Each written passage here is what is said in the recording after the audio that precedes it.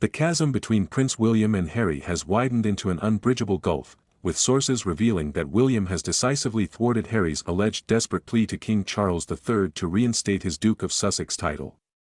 This move, coming on the heels of Harry's brief and reportedly fraught visit to the UK, has ignited a fresh wave of controversy within the royal family, painting a stark picture of a relationship fractured beyond repair.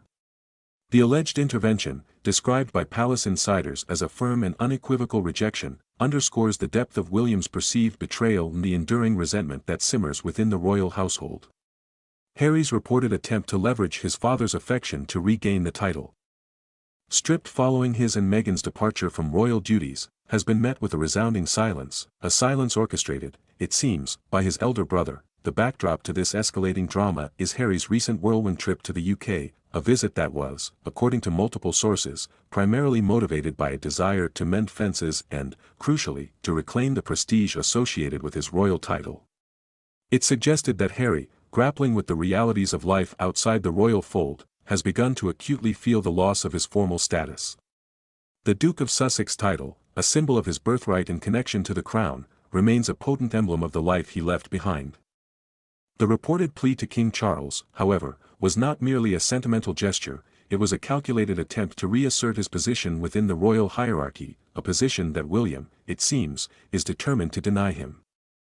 William's reported intervention is not seen as a personal vendetta, but as a strategic move to protect the integrity of the monarchy.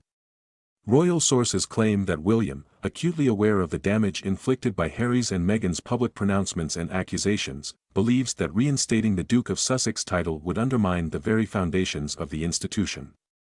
It would, in his view, signal a tacit endorsement of Harry's actions, a message that the monarchy cannot afford to send. The perception is that re-granting the title would be perceived as a reward for behavior that has been seen as deeply damaging to the royal family. The narrative emerging from palace corridors paints a picture of William as a steadfast guardian of the crown, prioritizing duty over personal relationships.